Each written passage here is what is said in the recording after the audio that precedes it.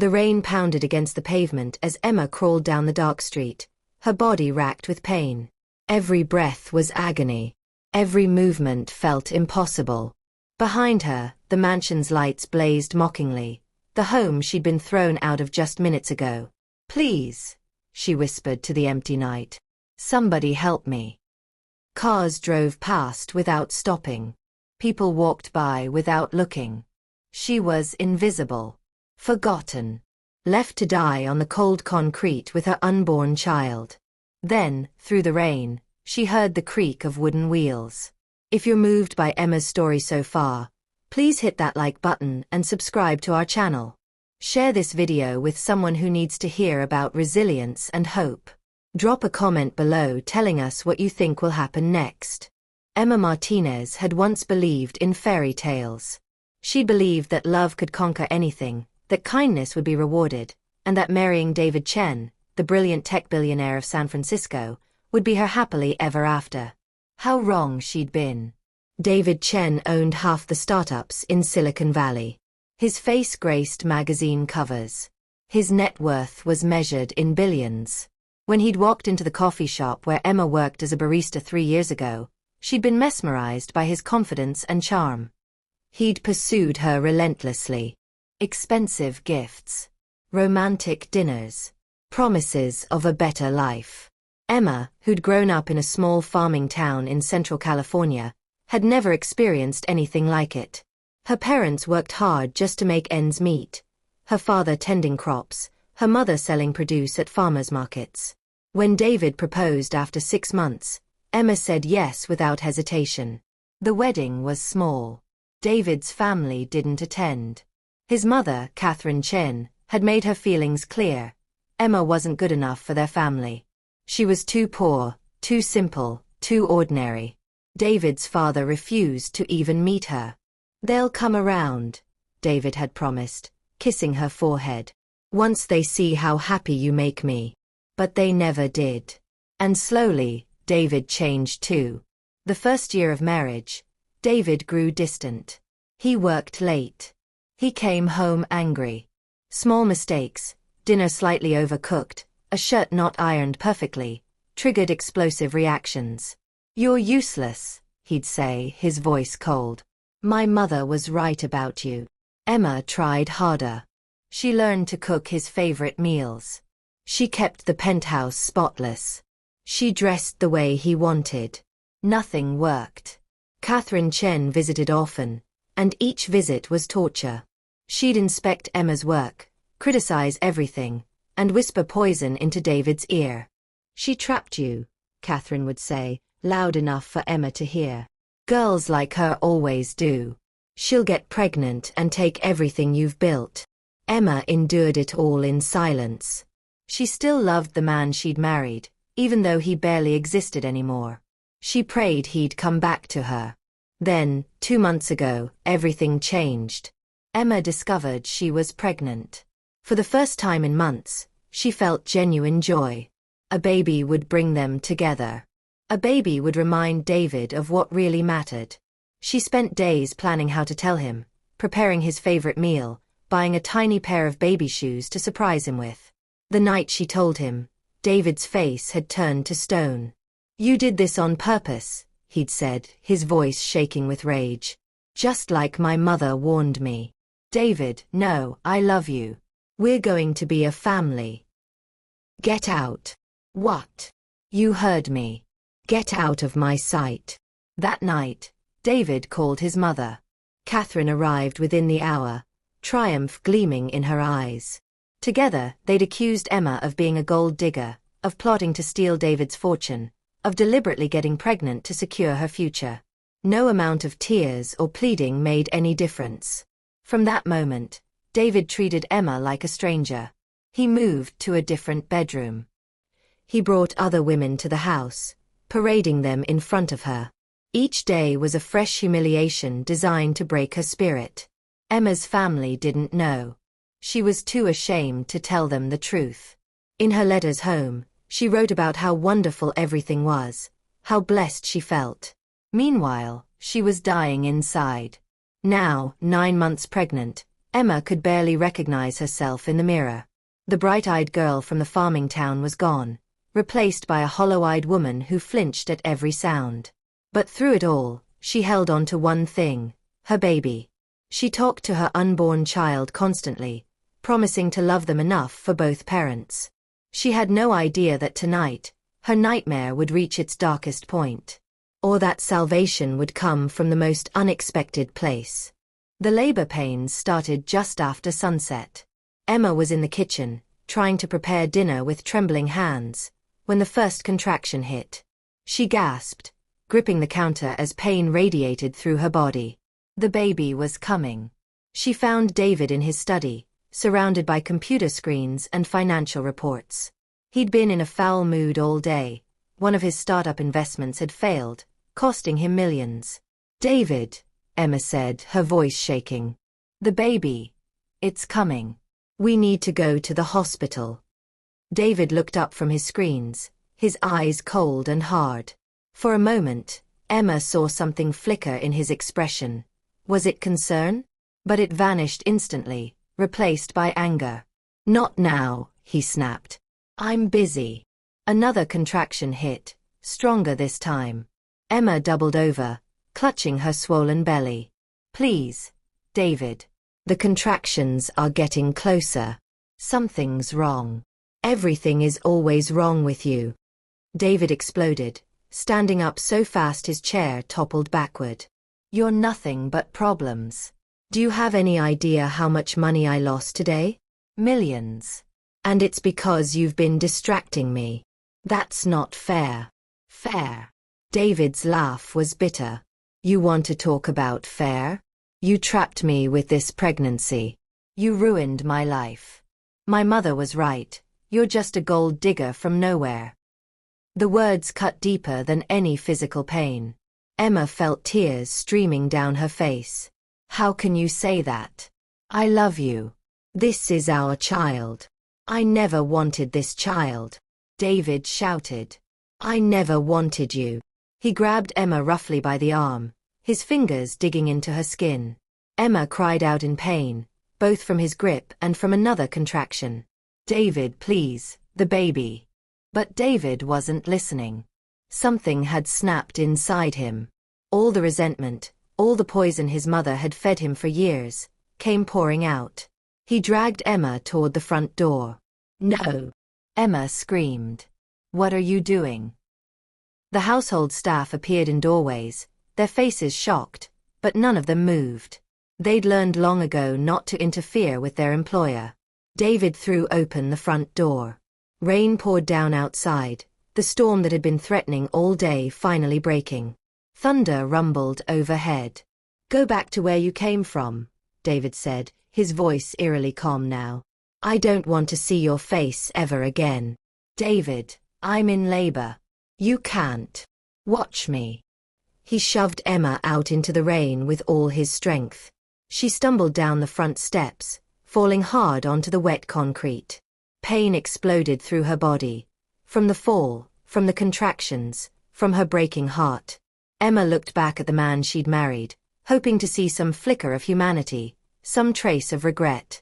But David's face was a mask of cold indifference.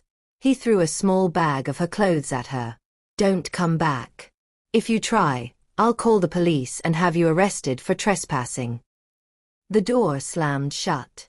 Emma lay on the ground, rain soaking through her clothes, her body convulsing with contractions. She tried to stand but couldn't. The pain was too intense. She crawled toward the security gate, hoping the guard would help her. But Tom, the security guard who'd always been kind to her, stood frozen at his post. "Please," Emma begged. "Tom, please help me. Call an ambulance." Tom's face was anguished, but David's voice cut through the rain from an upstairs window. "Tom, if you help her, you're fired. I'll make sure you never work in this city again. Think about your wife and kids." Tom's eyes filled with tears. "I'm sorry," he whispered and turned away. Emma understood. Tom had 3 children to feed. She couldn't blame him. She crawled out onto the street, each movement agony. The wealthy neighborhood was eerily quiet. Every house was dark, everyone safely inside away from the storm. Emma dragged herself forward, leaving a trail of blood on the pavement. She had to find help. Her baby was coming, and if she didn't reach a hospital soon, they would both die. Cars drove past, their headlights illuminating her briefly before speeding away. No one wanted to get involved. One driver even swerved to avoid her, as if she were nothing more than roadkill. Emma's vision started to blur. She didn't know how long she'd been crawling, minutes, hours. Everything was pain and darkness and the relentless pounding of rain. "Please God," she whispered. "Save my baby. I don't care what happens to me, just save my baby." She collapsed on the side of the road, unable to move any further. Her strength was gone. The contractions were constant now, one bleeding into the next. The baby was coming whether she was ready or not. Emma closed her eyes, accepting her fate. She would die here on this street, and her baby would die with her. David would go on with his life, probably marry someone his mother approved of, and forget Emma had ever existed. Then, through the fog of pain, she heard something. The creak of wooden wheels. Carlos Martinez had been selling fresh flowers from his wooden cart for 15 years. Every day, he woke before dawn to buy flowers wholesale from the market, then spent his day pushing his cart through San Francisco streets, selling bouquets to tourists and locals. The work was backbreaking, the profit margins razor thin, but it was honest work. Carlos was 52 years old, with calloused hands and a weathered face that spoke of years spent outdoors. He lived alone in a tiny studio apartment above a laundromat. His wife had died of cancer 10 years ago, unable to afford the treatments that might have saved her. That night, Carlos was heading home late after a particularly long day. The rain had kept most customers away, and he'd barely sold half his inventory. His feet ached, his back throbbed, and he was soaked to the bone. As he pushed his cart down the quiet street, something caught his eye. A figure lying on the roadside. Carlos's first instinct was to keep walking. In a city like San Francisco, you learned not to get involved. But something made him stop. Maybe it was the way the figure was curled up, or the soft sound of crying cutting through the rain. He pushed his cart closer and gasped. It was a young woman, heavily pregnant, lying in a pool of blood and rainwater. Her clothes were expensive but torn and dirty. Her face was contorted in pain. "Miss." Carlos knelt beside her, his aching feet forgotten. "Miss, can you hear me?" Emma's eyes fluttered open. Through the haze of pain, she saw an older man with kind eyes looking down at her with genuine concern. "Help me," she whispered. "My baby." Carlos didn't hesitate. He'd seen enough in his life to know this woman needed help immediately. He looked around desperately, hoping to see a car, a taxi, anyone who could help. But the street was deserted. Another contraction hit Emma, and she screamed. "The baby's coming," Carlos said, more to himself than to her. Okay. We need to get you to a hospital." He gently lifted Emma and placed her in his wooden cart among the unsold flowers. She was light, too light for a woman 9 months pregnant. Carlos could feel her ribs through her wet clothes. "Hold on," he told her. "I'm going to get you help." Carlos began to run, pushing the cart as fast as his tired legs could carry him. Rain pelted his face. His lungs burned. His muscles screamed in protest. But he didn't stop. The nearest hospital was across town, at least 3 miles away. Carlos knew he might not make it in time, but he had to try. He couldn't let this woman and her baby die on the street like his wife had died because no one cared enough to help. Emma drifted in and out of consciousness as the cart bounced over the wet pavement. During her brief moments of clarity, she saw the stranger's face above her, determined and kind. She wanted to thank him but couldn't find the words. Other street vendors saw Carlos running and called out to him, asking what was wrong. Carlos just kept running, his breath coming in ragged gasps. "Almost there," he panted. "Hold on. Please hold on." His feet were bleeding now, the holes in his old shoes letting water and gravel cut into his skin. His heart hammered in his chest. He wasn't a young man anymore, and this kind of exertion could kill him. But Emma's life mattered more than his discomfort. After what felt like an eternity, the hospital came into view. Carlos summoned his last reserves of strength and sprinted toward the emergency entrance. "Help!" he shouted as he burst through the doors, still pushing the cart. "I need help. She's having a baby." Nurses came running. Within seconds, they had Emma on a gurney and were wheeling her toward the delivery ward. A doctor began barking orders. Carlos bent over, hands on his knees, trying to catch his breath. Every muscle in his body trembled. His vision swam with dark spots. A nurse approached him. "Sir, are you the father?" "No," Carlos gasped. "I found her on the street. Is she going to be okay?" The nurse's expression was grave. "We need to do an emergency surgery. The baby is in distress. It's going to cost at least $15,000. Can you pay?" Carlos's heart sank. He reached into his pocket and pulled out the day's earnings, barely $200. "This is all I have," he said. The nurse shook her head. "I'm sorry. We'll stabilize her, but we can't perform the surgery without payment." Hospital policy. Carlos stood there, his mind racing. This woman would die. Her baby would die. All because of money. He thought of his wife, dying in this very hospital because he couldn't afford her treatments.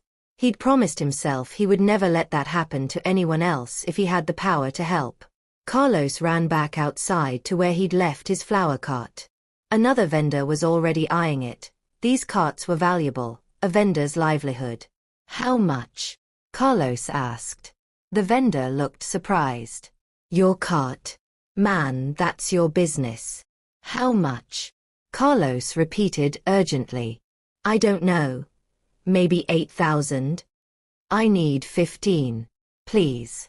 A woman's life depends on it." The vendor studied Carlos's desperate face, then nodded slowly. He made some phone calls. Within 20 minutes, he'd gathered enough money from other vendors who knew Carlos and trusted him. Carlos took the money and ran back inside, leaving his cart, his entire livelihood, behind.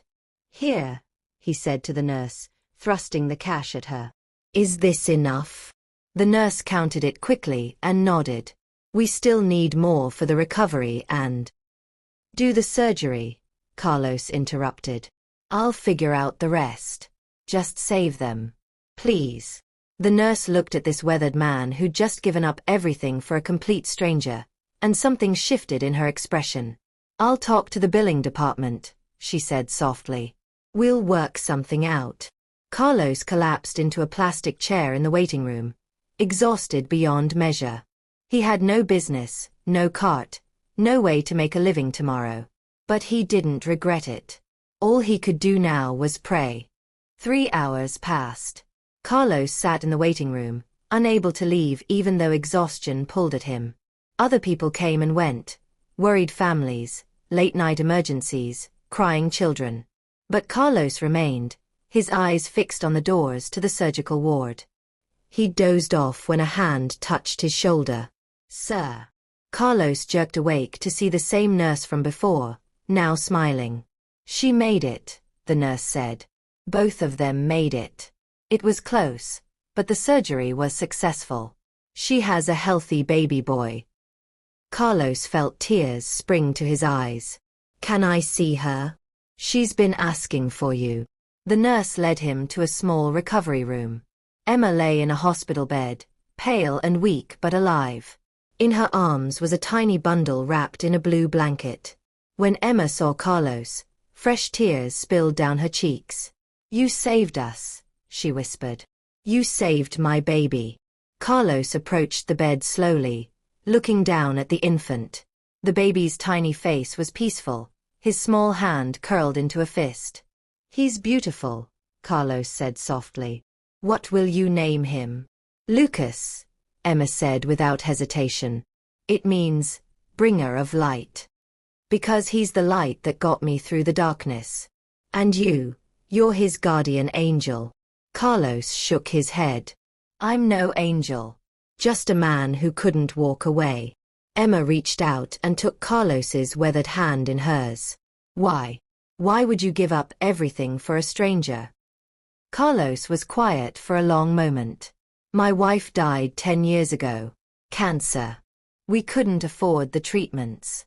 I had to watch her slip away, knowing that if we just had more money, more resources, she might have lived. His voice cracked.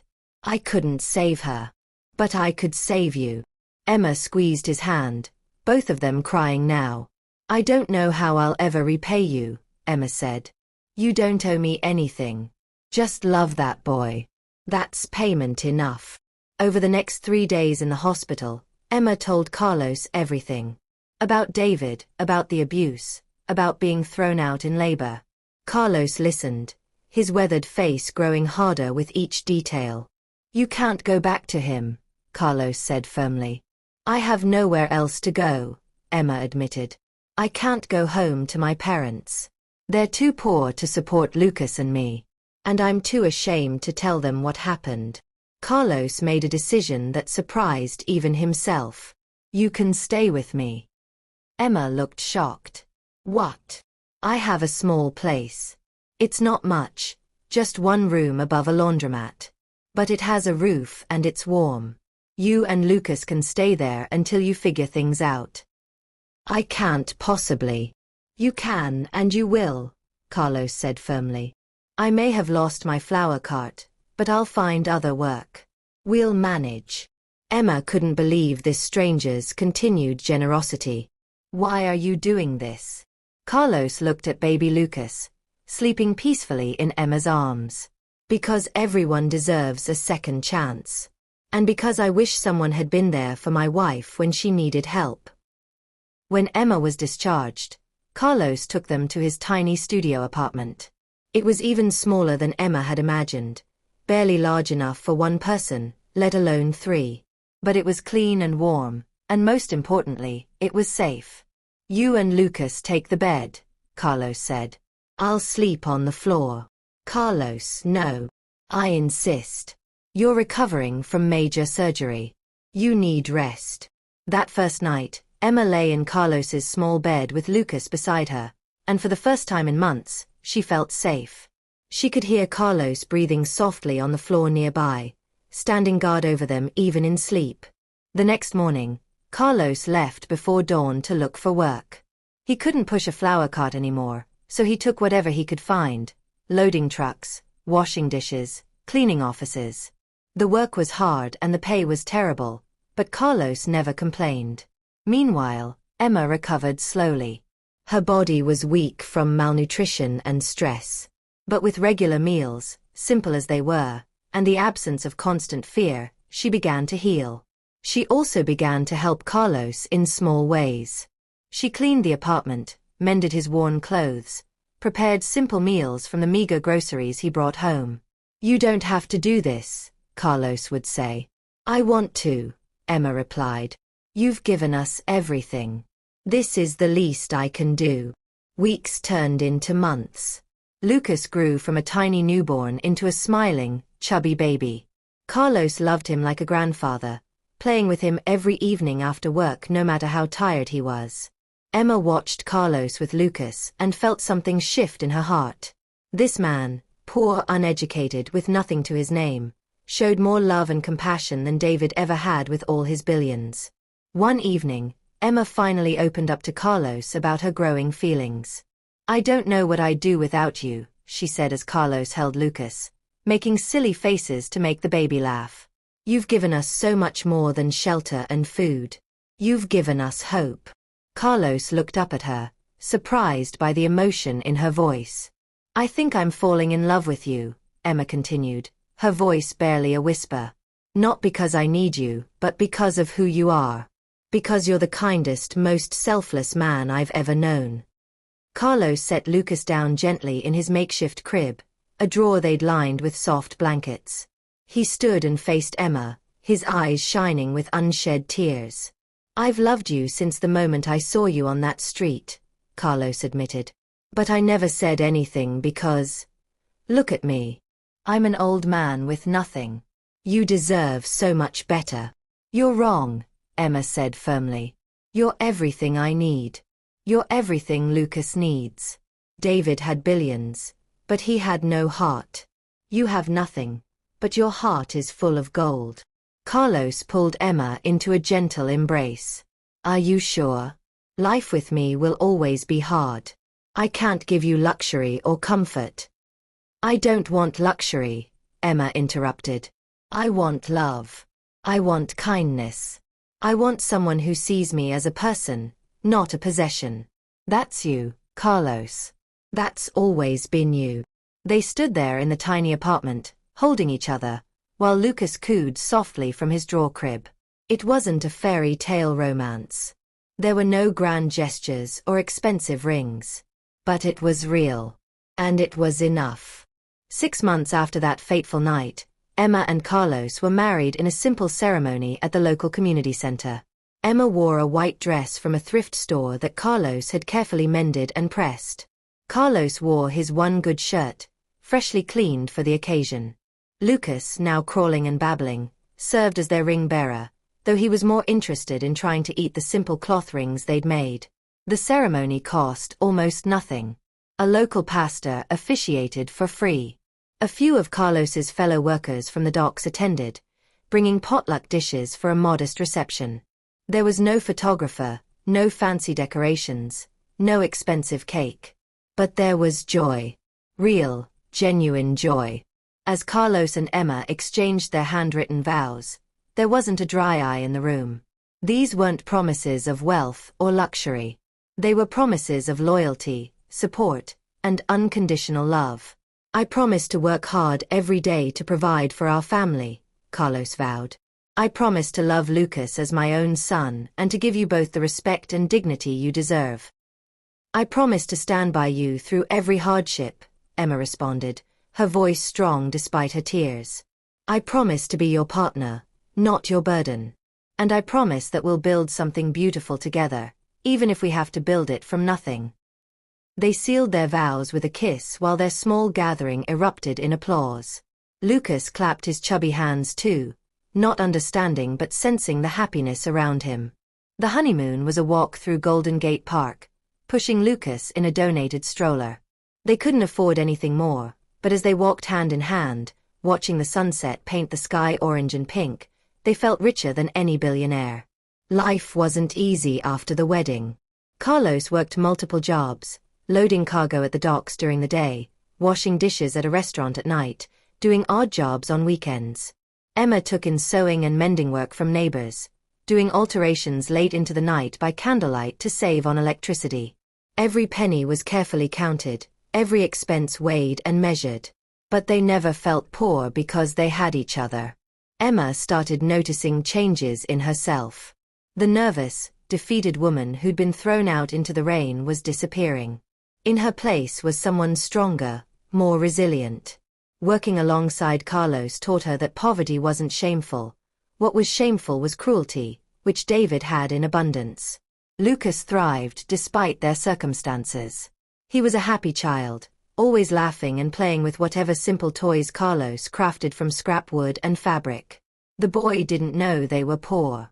All he knew was that he was loved. When Lucas was old enough, Emma enrolled him in the free public preschool near their apartment. The teachers immediately noticed something special about him. An unusual intelligence and curiosity for a child his age. Mrs. Martinez, one teacher said during a parent meeting, Lucas is exceptional. He's already reading simple words, and his math skills are far beyond his peers. Has he had any special tutoring? Emma and Carlos exchanged glances. Tutoring? They could barely afford food. No, Emma said. We just read to him every night before bed.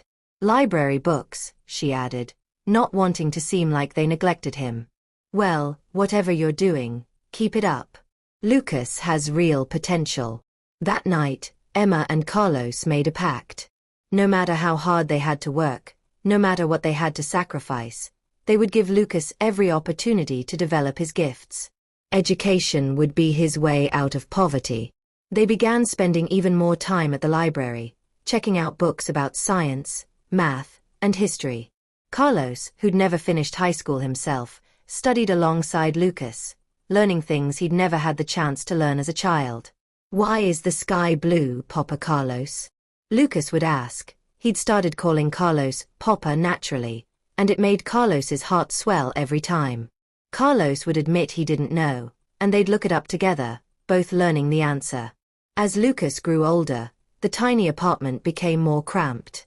Carlos and Emma slept on a thin mattress on the floor, giving Lucas the only real bed.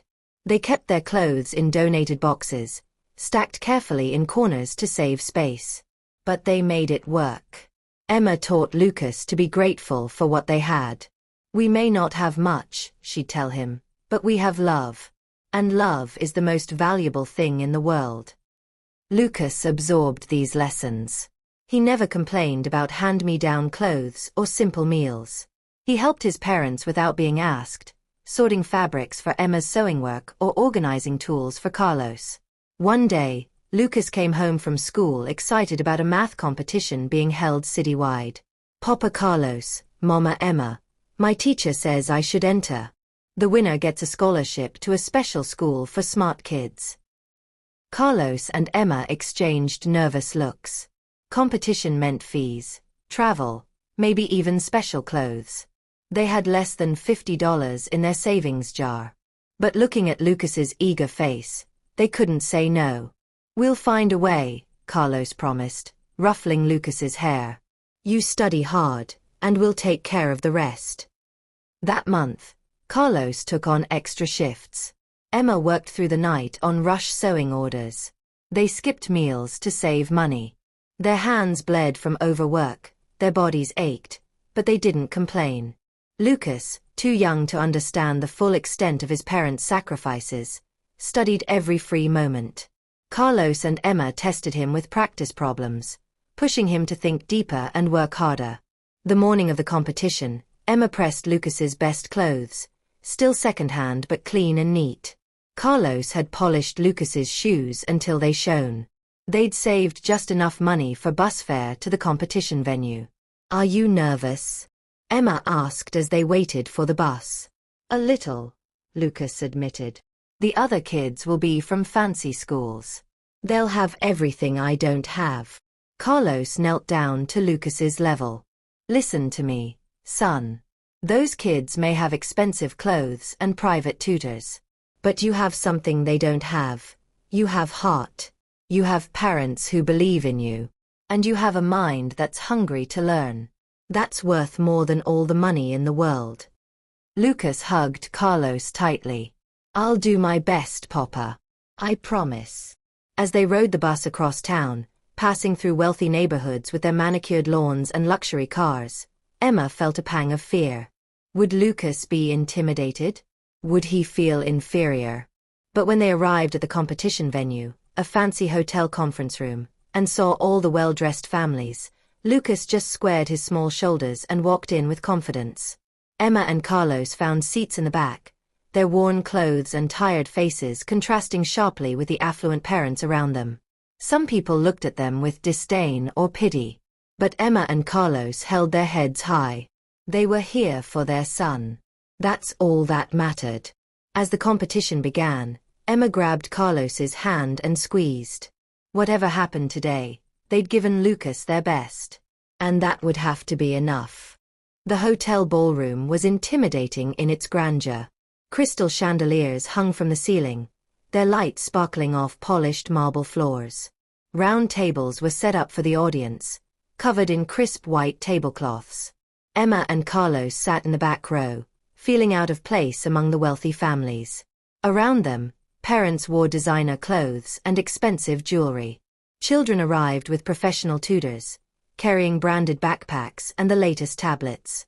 Lucas stood with the other competitors, wearing his carefully pressed second-hand shirt. He was noticeably smaller than many of the other children. Malnutrition in his early months had affected his growth. But his eyes were bright with determination. The competition format was straightforward. Students would answer increasingly difficult math problems. Get one wrong, and you were eliminated. The last one standing would win the $50,000 scholarship to the prestigious Academy of Sciences and Innovation. Ladies and gentlemen, the host announced, welcome to the 10th Annual Youth Mathematics Championship. Today, 100 of the city's brightest young minds will compete for the grand prize. Emma's hands trembled in her lap. Carlos squeezed her fingers reassuringly, though his own heart was pounding. The first round began with relatively simple problems. Lucas answered confidently, his small voice clear and sure. Around him, other children used calculators and scratch paper. Lucas solved the problems in his head. Carlos and Emma couldn't afford a calculator, so Lucas had learned to compute mentally. By the third round, half the contestants had been eliminated. Lucas remained, standing tall despite being one of the youngest and smallest competitors. A wealthy woman sitting near Emma whispered to her companion, "What's that poor child even doing here?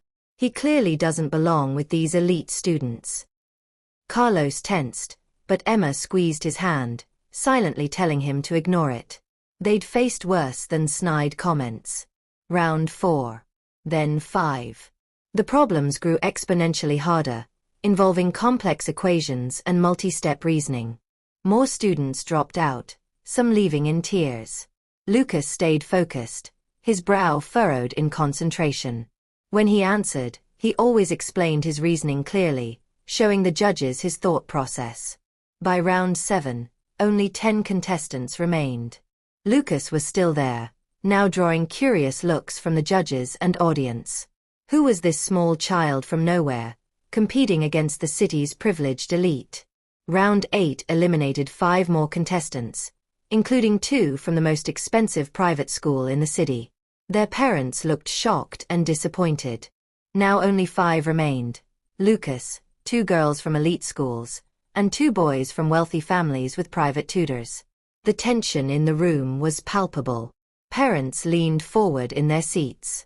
Cameras clicked. Reporters took notes. This competition was always covered by local media. Round 9's problem appeared on the screen, and the audience gasped. It was college-level difficulty, far beyond what elementary school children should be able to solve. The first boy attempted an answer. Wrong. He left the stage crying, his father looking devastated. One of the girls went next. Also wrong. Then the second boy. Wrong again. Now only Lucas and a girl named Victoria remained. Victoria came from old money, her family's name on buildings across the city. She had every advantage money could buy. Victoria answered the problem, but the judges shook their heads. Wrong. The room fell silent. Everyone's eyes turned to Lucas. Emma held her breath. Carlos closed his eyes and prayed. Lucas stood quietly for a long moment, working through the problem in his head. Then he began to speak, his young voice steady and clear. "The answer is 847, he said. And here's why." Lucas explained his reasoning, step by step, showing how he'd broken down the complex problem into manageable parts. The judges followed along, their expressions changing from skepticism to amazement. When Lucas finished, the head judge leaned forward. "That is absolutely correct." The room erupted in applause. Emma burst into tears.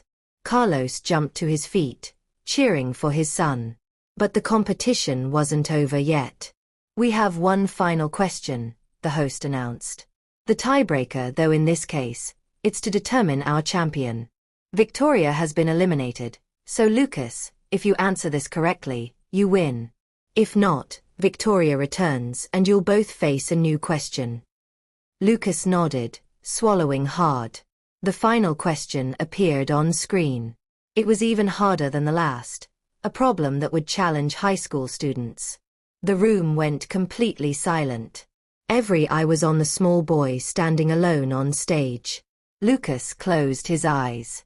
Emma could see his lips moving slightly, working through the calculations. Seconds ticked by. 30 seconds. 60. Some people in the audience began to whisper, thinking Lucas was stuck. But then Lucas opened his eyes and smiled. The answer is 2341, he said confidently. The key to solving this is recognizing the pattern in the sequence, which follows the Fibonacci ratio. Once you see that, you can. Lucas explained his solution with the clarity of someone much older. The judges listened, completely captivated.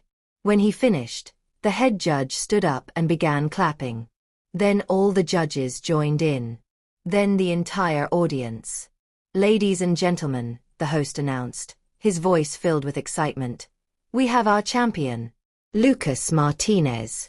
Emma and Carlos rushed to the stage, both crying openly. Lucas ran into their arms, and the three of them held each other tight. "You did it," Emma sobbed. "I'm so proud of you."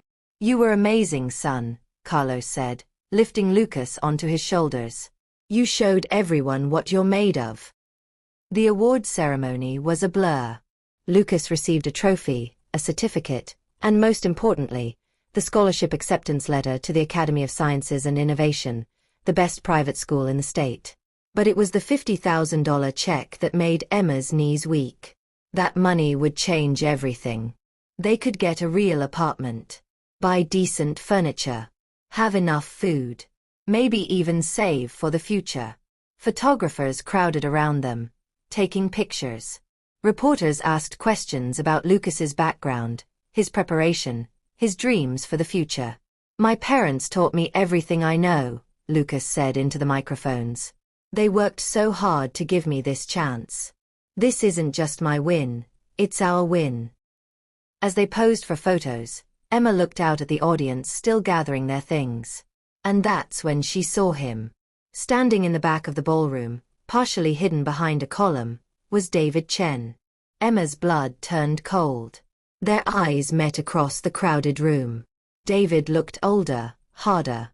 His expensive suit couldn't hide the dark circles under his eyes or the bitter lines around his mouth. He stared at Emma, at Lucas, at Carlos with an expression Emma couldn't quite read. Shock. Disbelief. Regret. Carlos noticed Emma stiffen and followed her gaze. When he saw David, he instinctively pulled Lucas closer. For a long moment, the world seemed to stop. 9 years of separation compressed into a single heartbeat. Emma, the woman David had thrown away. Lucas, the son he'd never wanted. Carlos, the man who'd saved them both. Then David began pushing through the crowd toward them. "Emma," he called out, his voice cutting through the celebratory noise. "Emma, wait." But Emma grabbed Lucas's hand and nodded to Carlos. Together, they quickly made their way through the side door, leaving the hotel through the back entrance. They didn't stop moving until they reached the bus stop 3 blocks away. Only then did Emma allow herself to breathe. "Who was that man, Mama?" Lucas asked, confused by their sudden departure. Emma and Carlos exchanged glances. They'd always planned to tell Lucas the truth someday, when he was old enough to understand. But not today. Today was for celebrating. "No one important, sweetheart," Emma said, forcing a smile. "Today is your day. Let's go home and celebrate." As they rode the bus back to their neighborhood, the scholarship certificate and check safely tucked in Emma's purse, she couldn't shake the image of David's face from her mind. After 9 years, her past had found her. And something told her this was only the beginning. The next morning, Emma woke to the sound of someone knocking on their door. Not a gentle knock, a firm, persistent pounding that made the thin walls of their apartment vibrate. Carlos was already at work, having left before dawn for his shift at the docks. Lucas was still asleep, curled up in his small bed. Emma approached the door cautiously. "Who is it?" "Emma. It's me. David. We need to talk." Emma's heart raced. How had he found their address? She looked through the peephole and saw David standing in the narrow hallway, wearing a suit that probably cost more than their entire year's rent. "Go away," Emma said through the door. "You have no business here. Please. 5 minutes. That's all I ask. You had your chance to talk 9 years ago when you threw me out into the rain while I was in labor. You don't get another one. There was silence on the other side of the door. Then, I know what I did was unforgivable. But I saw Lucas yesterday. I saw my son. And Emma, please. Just 5 minutes. Emma stood frozen, her hand on the doorknob. Part of her wanted to slam the door in his face, to protect the peaceful life she'd built with Carlos and Lucas. But another part, a small, curious part, wanted to know why he'd come. Against her better judgment, she opened the door. David looked shocked when he saw her. 9 years of hard work had changed Emma. She was thinner now, her hands rough from labor. But there was a strength in her eyes that hadn't been there before. You look different, David said. Yes. I look like someone who's had to work for everything instead of having it handed to her. Emma crossed her arms. You have 5 minutes. Say what you came to say. David stepped inside, his eyes scanning the tiny apartment. Emma saw him take in the cramped space, the worn furniture, the makeshift repairs Carlos had done to keep everything functional. You've been living like this? David asked, his voice filled with something that might have been guilt. For 9 years. Yes. And we've been happy. Happier than I ever was in your mansion. David flinched at that. He walked to the small window, looking out at the laundromat below.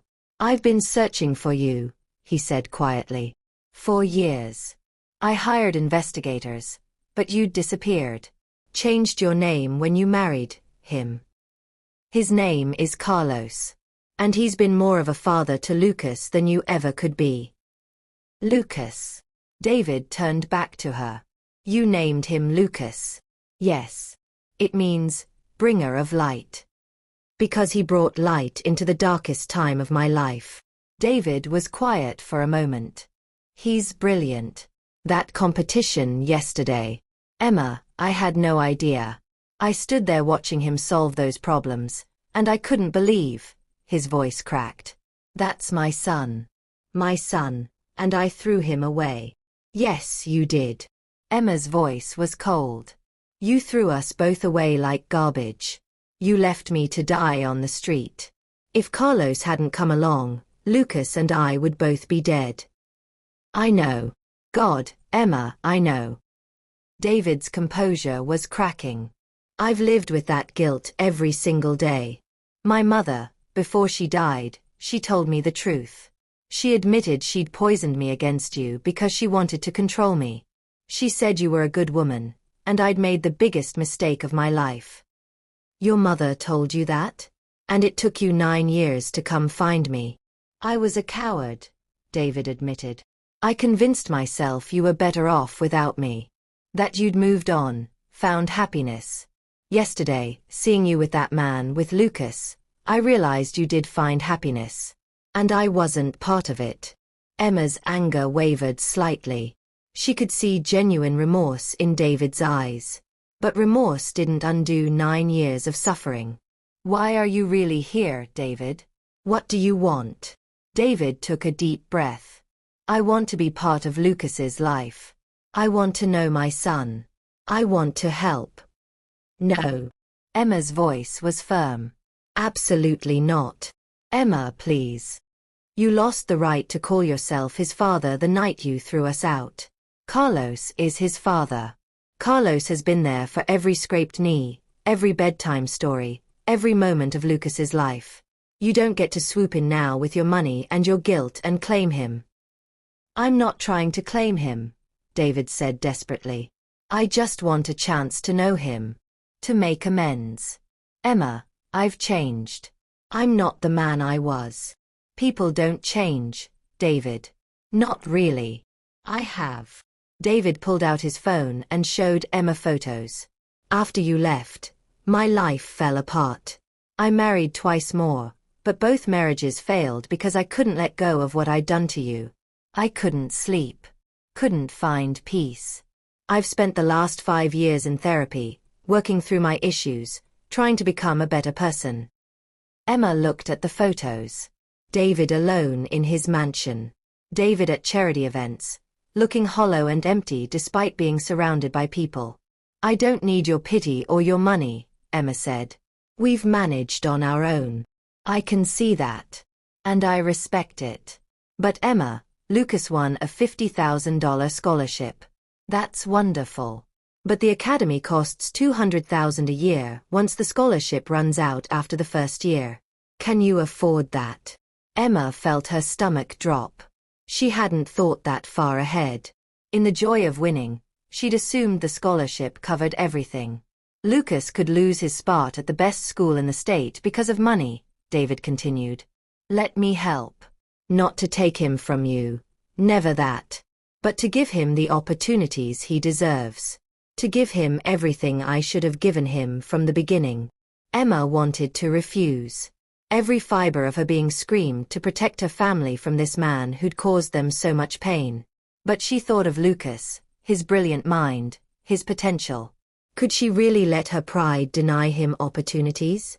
"I need to talk to Carlos," Emma said finally.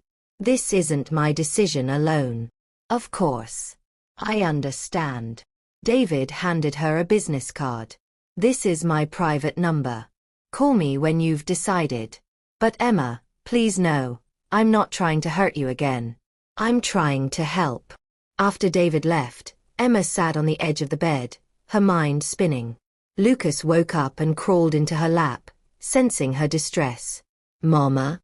What's wrong?" Emma held her son close. "Nothing, sweetheart. Just grown-up stuff. Hey, are you excited about your new school?" Lucas nodded eagerly. "Papa Carlos says it's the best school in the whole state. He says I'm going to learn amazing things." "Yes, you are," Emma whispered, kissing the top of his head. But inside, she was terrified. When Carlos came home that evening, exhausted from a double shift, Emma told him everything. Carlos listened quietly, his weathered face growing harder with each word. When Emma finished, he sat in silence for a long time. "What do you think?" Emma asked softly. "I think that man threw you out to die," Carlos said, his voice tight with controlled anger.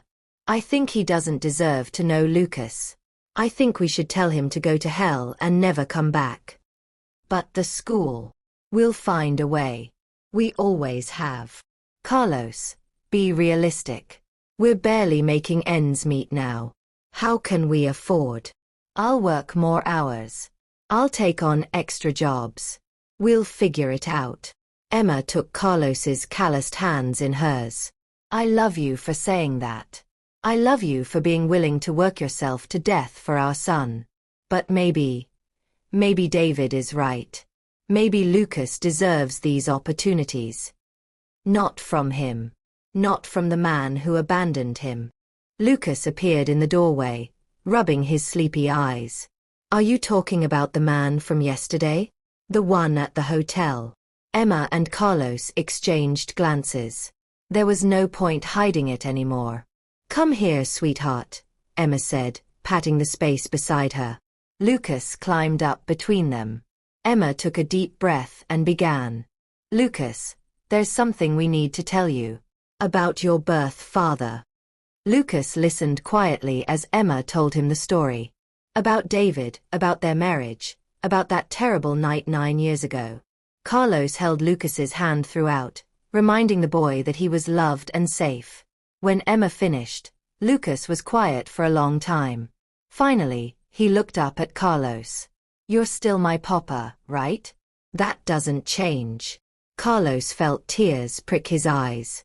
"Never, son. I'll always be your papa. Nothing can change that." "Okay." Lucas seemed to accept this simply, the way children do. "So this David man, he wants to help me go to school?" "Yes," Emma said carefully. "But we don't have to accept his help if you don't want to. We'll find another way." Lucas furrowed his brow, thinking hard. Even at 9 years old, he understood their financial situation better than most children would. "The school is expensive." "Very expensive," Emma admitted. "And Papa Carlos would have to work even more hours to pay for it? More than he already works." Carlos tried to object, But Lucas cut him off. Papa, I see how tired you are. I see your hands bleeding sometimes. I'm not a little kid anymore.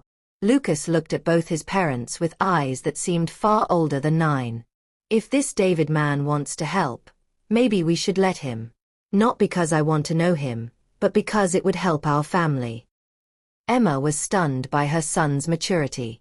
Lucas, you shouldn't have to think about these things. But I do think about them, Mama. I think about how hard you both work. I think about how we could have better things if I wasn't here. Don't you ever say that, Carlos said fiercely. You're the best thing that ever happened to us. Don't ever think you're a burden. I'm not saying I'm a burden, Lucas said patiently. I'm saying I want to help. And if letting David help is what's best for our family, then that's what we should do. Emma and Carlos looked at their wise, selfless son and felt their hearts breaking with pride and sorrow. Are you sure? Emma asked. You don't have to do this for us. I'm sure, Mama. But I have one condition. What's that? Papa Carlos is still my father. David can help with school, but Papa Carlos is my dad. That doesn't change. Carlos pulled Lucas into a tight hug. That will never change, son. Never. The next day, Emma called the number on David's business card. They met at a coffee shop, neutral territory, with Carlos and Lucas present. David arrived early, nervous and fidgeting with his expensive watch. When he saw Lucas walk in, holding both Carlos's and Emma's hands, David stood up so quickly he nearly knocked over his chair. Lucas, he said softly. Thank you for agreeing to meet me. Lucas studied David with the same serious expression he used when solving difficult math problems. Mama and Papa Carlos told me everything, he said. About what you did to them. David's face paled. Yes. I imagine they did. Why did you throw my mama out when she needed help? The directness of the question caught David off guard. Around them, the coffee shop continued its normal rhythm. But at their table, time seemed to stop. I was a very different person back then, David said slowly, choosing his words carefully. I was selfish and cruel. I let other people's opinions matter more than doing what was right. I hurt your mother terribly, and I hurt you before you were even born. Do you still hate me? Lucas asked. Hate you? David looked shocked. No. Lucas, I never hated you. I was scared. I was immature. But I never hated you. Watching you win that competition, seeing how brilliant and kind you are, I was proud. And devastated, because I had no right to feel proud of someone I'd abandoned. Lucas seemed to consider this. I don't know if I can ever call you Dad, he said honestly. Papa Carlos is my dad. But Mama and Papa say you want to help me go to school. I do. More than anything. Why? Is it because you feel guilty? Again, the child's brutal honesty cut through any pretense. Emma squeezed Lucas's hand, both proud of his directness and worried it might be too harsh. But David nodded. Yes. Partly because of guilt. But also because you deserve every opportunity in the world, Lucas. You're extraordinarily gifted. And I have the resources to help you develop those gifts. It would be wrong of me not to help when I can. Will you try to take me away from my family? Never, David said firmly. I promise you that, Lucas. Your family is with Emma and Carlos. I'm just someone who wants to help. If you'll let me. Lucas looked at his parents. Emma nodded encouragingly. Carlos managed a slight nod as well, though his jaw was tight. Okay, Lucas said. You can help with school. But these are my rules. 1. Papa Carlos is still my father. 2. You don't try to buy my love with expensive things. 3. You respect my mama and Papa Carlos always. Can you agree to those rules? David felt tears building in his eyes. This child, his child, had more wisdom and dignity than David had possessed at 40. I agree to all your rules, David said. Thank you for giving me this chance, Lucas. I don't deserve it, but I promise I won't waste it. They spent the next hour discussing practical arrangements. David would pay for Lucas's full tuition at the academy, plus books, supplies, and any extra costs. He would also provide a trust fund to cover university later. But more than that, David made an offer that surprised everyone. Carlos, he said, addressing the older man directly for the first time. I know you work multiple jobs. I'd like to help you start your own business. Something stable, something that would give you more time with your family. Carlos bristled. I don't want your charity. It's not charity. It's an investment. Emma told me you used to sell flowers. What if you had a proper flower shop? A real business with a steady location. Carlos was quiet, clearly torn between pride and practicality. Papa, Lucas said softly. You always said you wished you could be home more for dinner. If you had a shop, you could be. Carlos looked at his son's hopeful face and felt his resistance crumbling. I'd have to pay you back, he said to David. Every cent. With interest. If that's what you need, then yes. We'll draw up a proper business loan agreement. Emma watched this exchange with mixed emotions. David was trying, genuinely trying to make amends. But could they really trust him? Could they let him into their lives after everything he'd done? As if reading her thoughts, David turned to her. Emma, I know you don't trust me. I know I destroyed that trust 9 years ago. But I'm asking for a chance to prove I've changed. Not for me. I don't deserve forgiveness. But for Lucas. Let me help him reach his full potential. Emma looked at Carlos, at Lucas, and finally back at David. One wrong move, she said quietly. One time you hurt my son or try to undermine our family, and you're gone. Forever. Understood. Understood, David said. They shook hands awkwardly, sealing an arrangement that would have seemed impossible just days before. Over the next few weeks, true to his word, David helped Carlos set up a proper flower shop in a good location near the market. It wasn't huge, but it was clean, well-stocked, and positioned in an area with good foot traffic. Carlos worked harder than ever, but now he worked for himself. For the first time in his life, he was building something that was his own. And he came home at regular hours, able to have dinner with his family every night. Lucas started at the Academy of Sciences and Innovation. The first day, Emma and Carlos walked him to the gates, both nervous about sending their boy into this elite world. You belong here, Emma told him, straightening his new uniform. Don't let anyone make you feel less than you are. Remember who you are, Carlos added. You're Lucas Martinez. You're brilliant and kind. That's all that matters. Lucas hugged them both. I love you, Mama. I love you, Papa. I'll make you you already have, they said in unison. David was waiting inside the school gates. They'd agreed he could be there for Lucas's first day. Lucas waved to his parents one last time, then walked through the gates toward his future. Emma and Carlos stood watching until Lucas disappeared into the building. Then they held each other, both crying and laughing at the same time. Their son was going to have the opportunities they'd never had. Thanks to their hard work, their sacrifices, and though it pained them to admit, David's help. Life was changing.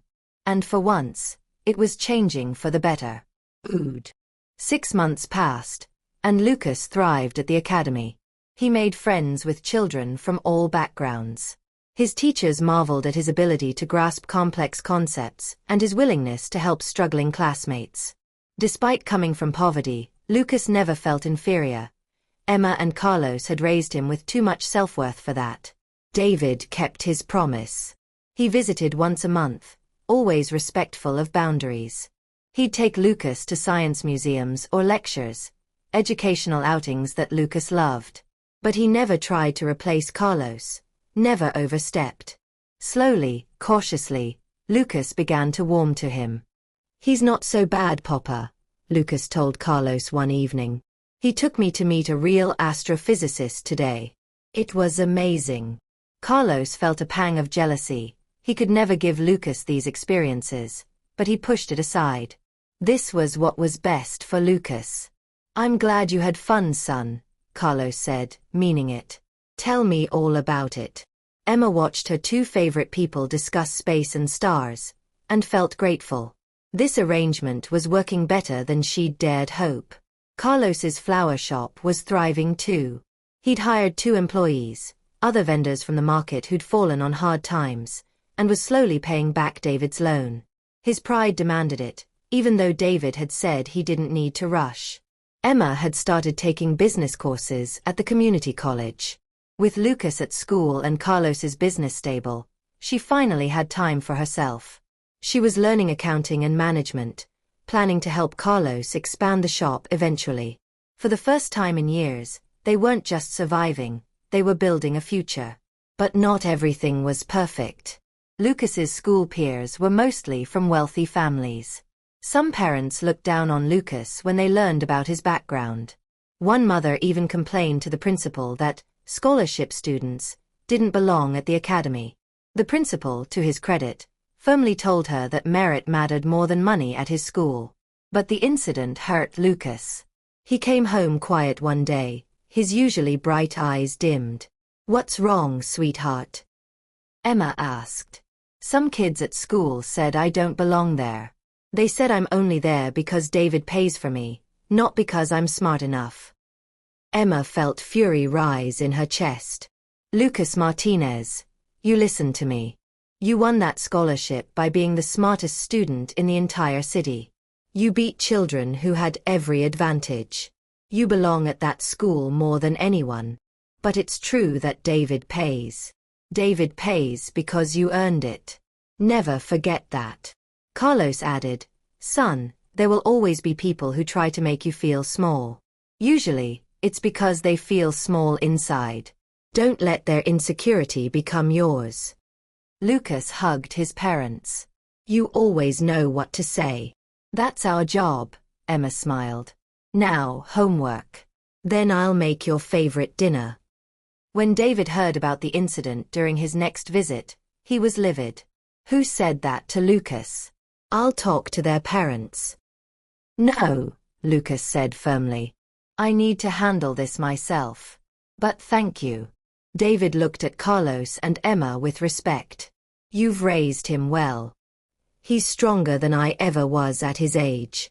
Stronger than I am now, honestly." It was the first real compliment David had paid them directly, and Emma felt something shift in her chest. Maybe, just maybe, David really had changed. But the universe has a way of testing us when we grow comfortable. One evening, Emma was closing the flower shop. She helped Carlos in the afternoons, when a woman walked in. She was beautiful, impeccably dressed, and looked vaguely familiar. "Can I help you?" Emma asked politely. The woman studied Emma with cool, calculating eyes. "You're Emma Chen. Or Emma Martinez. I suppose you go by now." Emma tensed. "Yes. And you are?" "Victoria Hastings. I was David's second wife." "Well, one of them." Victoria's smile was sharp. "I wanted to meet the woman who's apparently worked a miracle. David talks about you constantly. About his son. About his redemption arc. I'm not sure what you want." "I want to warn you," Victoria said, her voice dropping. "David hasn't changed. He's incapable of it. He's manipulating you." Emma felt her stomach clench. "Excuse me." "Oh, he's good at it. He manipulated me too. Played the reformed man, the guy who'd learned from his mistakes. Then, once I was fully invested, the real David came out. Cold. Controlling. Cruel. David has kept every promise he's made to us," Emma said, trying to keep her voice steady. "He's been respectful and helpful. For now. But men like David don't change, Emma. They just get better at hiding who they really are. He threw you out in labor. He left you to die. Do you really think someone capable of that can become a good person?" Emma wanted to dismiss Victoria as a bitter ex-wife. But the woman's words struck at fears Emma had buried deep.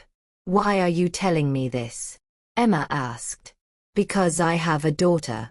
David's daughter, though he barely acknowledges her existence. When he found out about Lucas, he suddenly wanted to play Father of the Year. It made me realize, he doesn't actually care about being a parent. He cares about controlling the narrative. About looking like the reformed billionaire. Lucas is his son. And so is my daughter. But because she reminds him of me, because our marriage ended badly, he pretends she doesn't exist.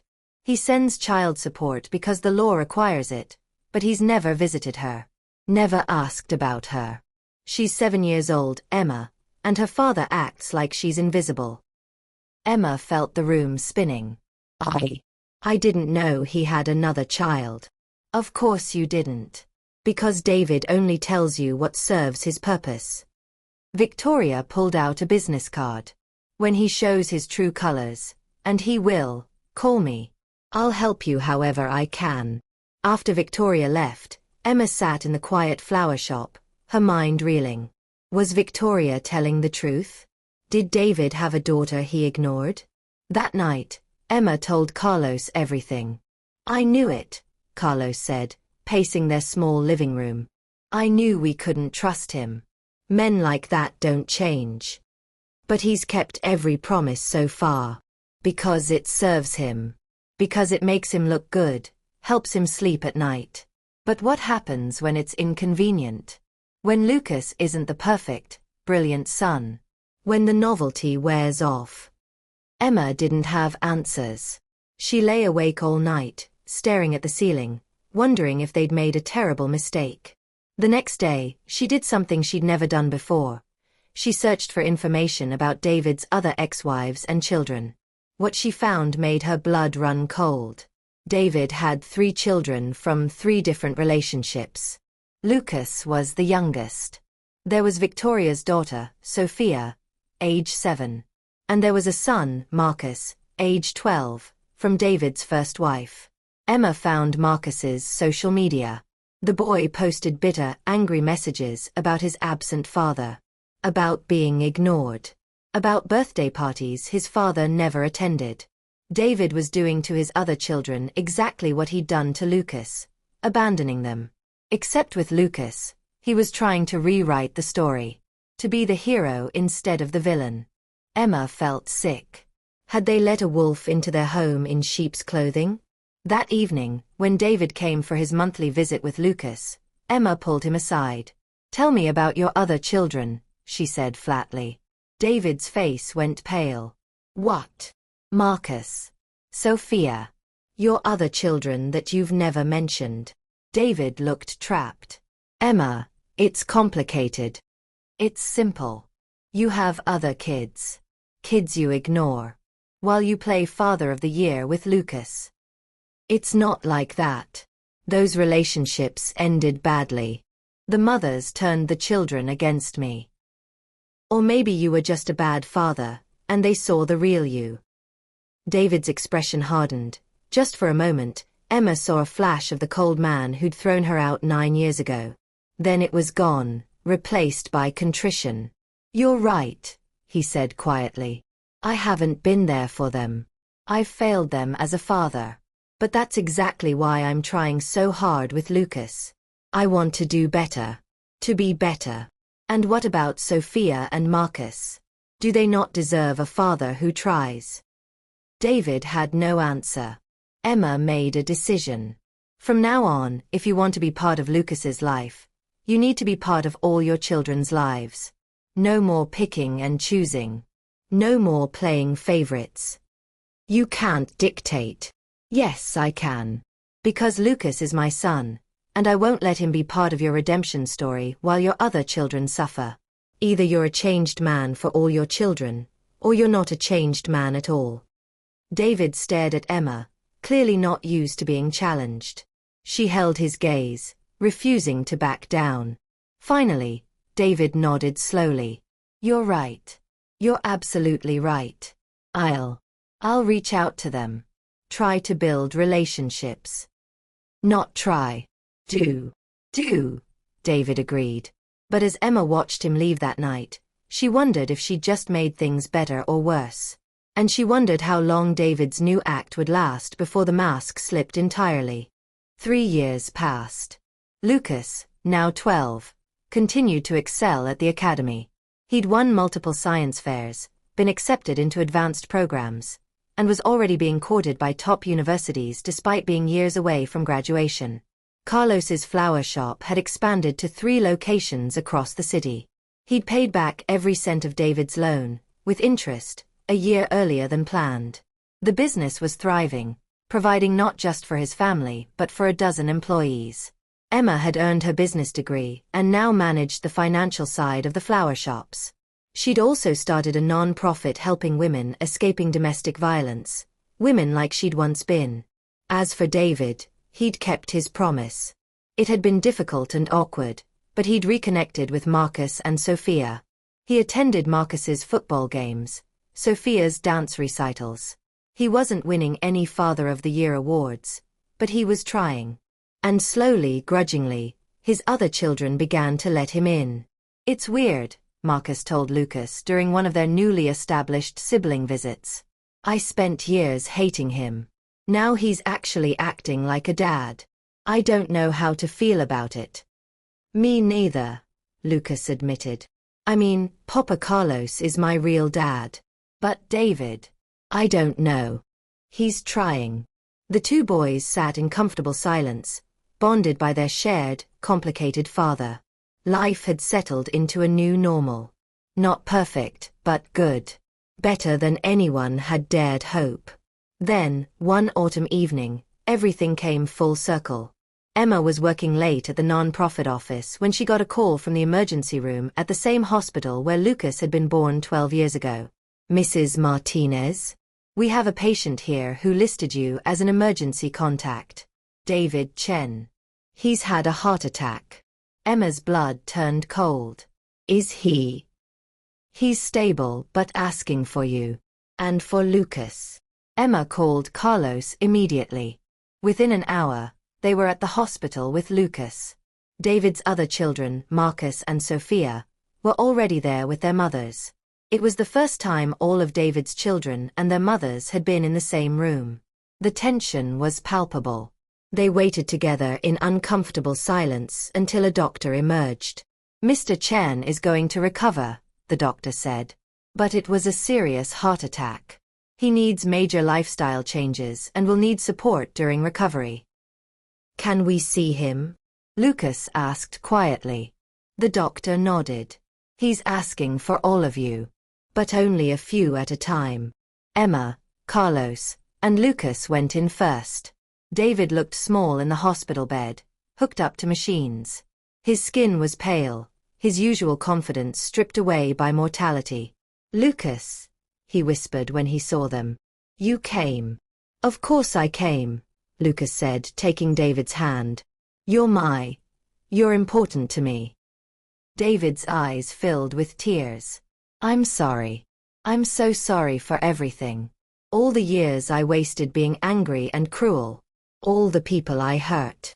"David," Emma started, but he cut her off. "No, let me say this. I might not get another chance." David struggled to sit up slightly. "Emma, Carlos, what you built together. The love, the family, that's real wealth. It took me almost dying to understand what I had and what I threw away." He turned to Lucas. "You could have hated me. You had every right to. But you gave me a chance. You taught me what real character looks like. Not money or power or success, just being good. Being kind. You're being kind now," Lucas said simply. "That's what matters." David shook his head. "I'm trying. But I have so much to make up for. Marcus, can you come in?" Over the next hour, each of David's children came in. He apologized to each of them, not with excuses but with genuine remorse. He acknowledged his failures, his cruelty, his absence. Some tears were shed. Some anger was expressed. But slowly, tentatively, a fragile healing began. That night, after David was settled and sleeping, all 3 of his children's families gathered in the hospital cafeteria. It was awkward at first. Years of resentment and pain don't disappear instantly. But Marcus, Sophia, and Lucas began talking. Despite their different circumstances, they'd all been shaped by the same absent father. They understood each other in ways others couldn't. Maybe some good can come from all this, Victoria said quietly to Emma. Maybe having siblings will help them all heal. Emma nodded. Maybe David needed to nearly die to finally become the father he should have been all along. The recovery was long. David had to step back from his businesses, delegate more, slow down.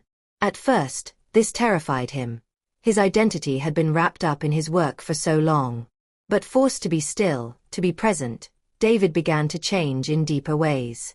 He attended all of Marcus's remaining football games that season. He learned to braid Sophia's hair for her dance recitals. He continued his monthly outings with Lucas, but now they were just time together. Not flashy or educational necessarily. Just a father and son getting to know each other. One evening, about 6 months after his heart attack, David invited all 3 families to dinner at his mansion. The same mansion Emma had been thrown out of 12 years ago. Emma hadn't been back since that terrible night. As she stood in front of the door, holding Carlos's hand, memories flooded back. "We don't have to do this," Carlos said, sensing her distress. "Yes, we do," Emma said. "For Lucas. And maybe for me too. I need to see that place and know it can't hurt me anymore." Inside, the mansion was different. David had donated most of his excessive possessions. The rooms felt warmer, more lived in. Photos of his children hung on walls where expensive art used to be. Dinner was simple. David had cooked himself, with mixed results. The children laughed at his burnt garlic bread. Everyone relaxed. After dinner, David asked to speak with Emma privately. They stood on the balcony where Emma had once stood as his wife, feeling trapped and alone. Now she stood as a free woman, with a family who loved her. "I want to show you something," David said. He pulled out a legal document. "I've rewritten my will. Everything will be split equally among my 3 children. But more than that, I've established trust funds for causes you inspired." He showed her the details. Foundations for domestic violence survivors. Scholarships for underprivileged students. Funding for small business loans for street vendors. "I'm trying to use what I have to do some good," David said. "To balance out some of the harm I've caused. It'll never be enough, but it's something." Emma felt tears in her eyes. "This is good, David. Really good. I also want you to know, I'm grateful. Grateful you gave me a chance to know Lucas. Grateful you challenged me to be better. You could have kept him from me forever, and you had every right to. But you didn't."